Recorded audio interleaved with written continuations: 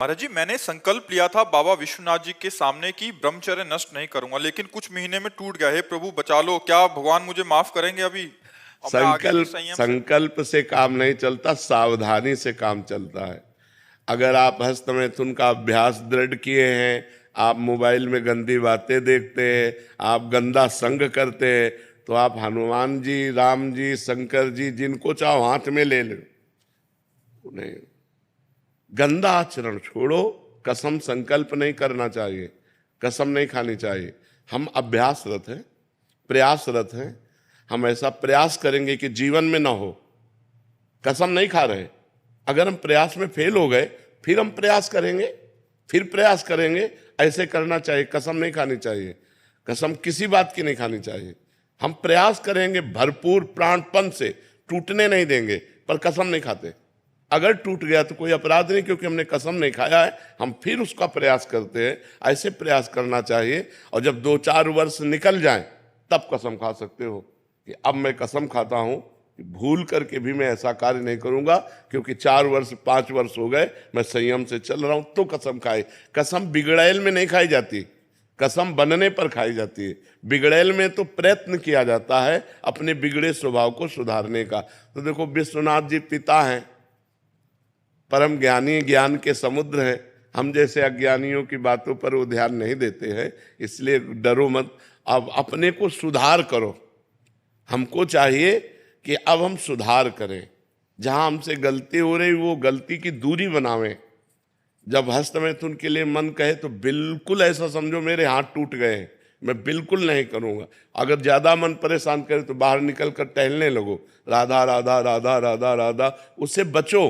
अब अगर आप ऐसी क्रिया को सहयोग करोगे तो फिर तो पतन हो ही जाएगा। और हमारा कई जन्मों का अभ्यास गलत है। अच्छा अभ्यास तो अब हम शुरू कर रहे हैं, और बुरा अभ्यास तो बहुत जन्मों का है, तो हमको गिरा तो देगा ही। इसलिए बहुत सावधान रहना चाहिए। महाराज जी, आप कह रहे हैं कि आप इमरजेंसी विभाग में ड्यूटी देते हैं और गंभीर रोगी आते हैं तो उन्हें ज्यादातर रोगी कृपा से ठीक हो जाते हैं, हम जितना प्रयास करते हैं। काफी बार ऐसे होता है कि रोगी की स्थिति खराब हो जाती है, पारिवारिक जन बहुत गाली निकालते हैं, संबंधियां दुर्व्यवहार करते हैं। महाराज जी, ऐसी घटना मन में निकलती नहीं है महाराज जी, और फिर बहुत ज्यादा मतलब वैसे ऐसा। चाहिए कि मरीज के परिवार वालों को चाहिए कि ये विधान भगवान के द्वारा रचित है, जीव के कर्म का। अब जैसे एक सीरियस आता है और स्वस्थ होके चला जाता है, तो इसका मतलब है डॉक्टर और टेक्नीशियन अपना कार्य पूरा किए ना। और एक आता है, वही डॉक्टर है, वही टेक्नीशियन है, वही सेवा करने वाले हैं, पर वो असफल हो जाता है। तो उसमें मरीज का भी तो प्रारब्ध होता है ना। मरीज को भी तो दुख भोग करके मान लो मृत्यु प्राप्त करनी है, तो वो अमर थोड़ी कर, डॉक्टर की इतनी सामर्थ्य थोड़ी कि वो अमर कर दे। तो हमें लगता है गाली गलौज तो नहीं करना चाहिए, लड़ाई झगड़ा नहीं करना चाहिए। हाँ, डॉक्टरों को भी चाहिए आए हुए मरीज को भगवान का स्वरूप समझकर जितना अपना ज्ञान है उसके अनुसार वैसे औषधि करके स्वस्थ करने की पूरी चेष्टा करनी चाहिए। उसमें तनिक भी प्रमाद नहीं होना चाहिए। और जो मरीज के जन हैं उनको ये भी विचार करना चाहिए कि इस जीव का प्रारब्ध भोग है, वो कहाँ ज्ञान है उस समय ममता के कारण ज्ञान काम तो करता नहीं। वो अपना प्रयास करता है। तुम्हारा जीवन है आगे तो बचोगे, नहीं है तो मर जाओगे। चाहे जितना बड़ा सर्जन हो, चाहे जितना बड़ा डॉक्टर हो, जीवन दान परमात्मा के द्वारा है।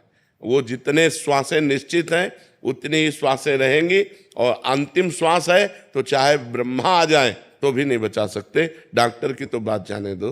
तो इसलिए हमें लगता है मरीज के परिवार वालों को इस बात को लेकर के कि असफलता प्राप्त हुई तो डॉक्टर की कमी है, ऐसा नहीं सोचना चाहिए। क्योंकि प्रायः जो डॉक्टरी पढ़े होते हैं तो उनका विचार ही यही है मरीज को स्वस्थ रखना। अब कोई प्रमादी हो, कोई गलत हो तो हम नहीं कह सकते, क्योंकि कभी कभी ऐसी भी शिकायत आती है। कोई हो सकता है हजारों में डॉक्टरों में कोई एक आध प्रमादी ऐसा हो कि जो मरीज की अवस्था को देख करके प्रमाद स्थिति में सही दवा या सही ऑपरेशन आदि सफलतापूर्वक ना कर पावे। नहीं तो प्रायः डॉक्टर भगवान के स्वरूप माने गए हैं, और वो ऐसा ही उपाय करते हैं कि मरीज स्वस्थ हो जाए। पर मरीज का भी तो भाग्य है, अगर उसको दुख भोगना है और मरना है तो फिर कोई भी डॉक्टर नहीं बचा सकता। इसलिए चाहिए कि आपको प्रसन्न रहना चाहिए। वो लोग गलत हैं जो इस तरह की गाली गलौज करते हैं, आपकी उसमें कोई गलती नहीं है। हाँ, अपनी तरफ से कोई प्रमाद स्थिति, कोई गलती होने ना पावे। राधे राधे महाराज जी। महाराज जी, जैसे हमारा अपने परिवारजनों से मोह होता है, क्या वैसे ही हमारा अपने गुरुदेव के प्रति मोह होता है या स्नेह होता है? महाराज जी, कैसे पता चलता? मोह नहीं होता, गुरुदेव से प्रेम होता है। जो सतमार्ग में है उसे प्रेम शब्द कहते हैं, और जो असत से है उसे मोह कहते हैं, राग कहते हैं, आसक्ति कहते हैं, स्नेह कहते हैं। असत है पंचभूतों से रचित ये शरीर। जब हम गुरुदेव से प्रेम करते हैं तो गुरुदेव हमें भगवान का नाम सत, भगवान का रूप सत, भगवान की लीला सत, भगवान का धाम सत, ये सत का संग कराते हैं। इसलिए गुरुदेव सत स्वरूप है। गुरुर ब्रह्मा गुरुर्विष्णु गुरुर्देव महेश्वरा, गुरु साक्षात परब्रह्म तस्मै श्री गुरुवे नमः। गुरु साक्षात परब्रह्म है, गुरुदेव कोई पंचभूत शरीर नहीं है। तो जब हम गुरुदेव से प्यार करते हैं तो वो हमारे शास्त्रीय पद्धति में वो प्रेम माना जाता है। ध्यान मूलम गुरु मूर्ति, पूजा मूलम गुरु पदम, मंत्र मूलम गुरु वाक्यम, मोक्ष मूलम गुरु कृपा। तो गुरुदेव भगवान है, ना कि मनुष्य। तो गुरुदेव से जो हमारा अनुराग है वो प्रेम है। और जैसे माता पिता परिवार में ये मोह है, ये राग है, ये आसक्ति है, ये स्नेह है, यही जन्म मरण में पहुंचाएगा। और गुरुदेव से जो प्रेम है, आसक्ति है, वही जन्म मरण से मुक्त कर देगी। तो गुरुदेव से जो किया हुआ अनुराग है वो प्रेम कहा जाता है। वो आसक्ति परम कल्याणकारी है। किसी बिरले को अपने गुरुदेव में आसक्ति होती है, नहीं तो गुरुदेव में आसक्ति नहीं होती, परिवार में भले हो जाए। भगवान और गुरुदेव समान माने गए हैं। जो ये भाव मान लिया कि गुरुदेव और भगवान, गुरु गोविंद न भेद कराए, संतत सकल सुनो चित लाए। जो गुरु और गोविंद में भेद नहीं मानता, अगर भेद भी माने तो इतना कि गोविंद दूसरे नंबर पे, पहले में गुरुदेव। गुरु गोविंद दो खड़े काके लागों पाए, तो बलिहारी गुरु आपने जिन गोविंद दियो बताए। तो बलिहारी है गुरुदेव की। गुरुदेव में आसक्ति हो जाए तो मंगल हो जाए। श्रेया वाजपेयी जी, कानपुर से। श्री हरिवंश महाराज जी। महाराज जी, मैं अपने धर्म का पालन कर रही हूँ, इसका क्या मापदंड है? धर्म किसे कहते हैं? पहले तो हमें यह पता होना चाहिए ना कि मैं अपने धर्म का पालन करूं तो धर्म किसे कहते हैं? जिसे शास्त्र आज्ञा करता है उसे धर्म कहते हैं, और जिसे शास्त्र कहता ना करो उसे अधर्म कहते हैं। तो शास्त्र का स्वाध्याय और संतों का संग यदि नहीं किया तो धर्म को कैसे जानोगे?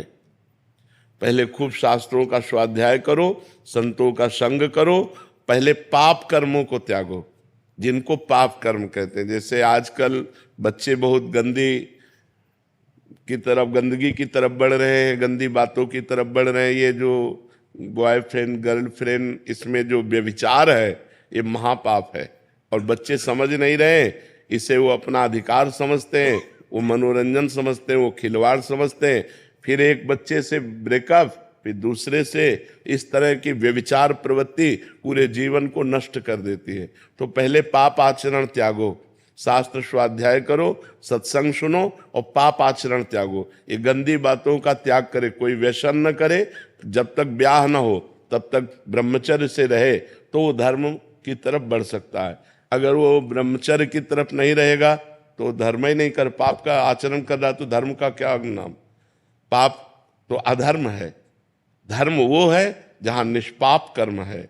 जो निष्पाप कर्म है वही भगवान की प्राप्ति कराता है, वही मंगल कराता है। तो इन पाप आचरणों से बचो, जिनको आप जानती गलत है उन बातों को मत करो, तो धर्म में आप स्थित रहेंगे। धर्म का मापदंड है श्री भगवान। भगवान ही धर्म है, धर्म ही भगवान है। जब हम निरंतर भगवान का स्मरण करने लगे, हमारे हृदय में आनंद छा जाए, हमारे द्वारा दूसरों को सुख मिले, कोई पाप कर्म ना हो, तो ये हमारे में धर्म व्याप्त है। जब शास्त्र के अनुसार हम चले तो हम धर्मात्मा हैं, शास्त्र के विरुद्ध चले तो वही अधर्म है।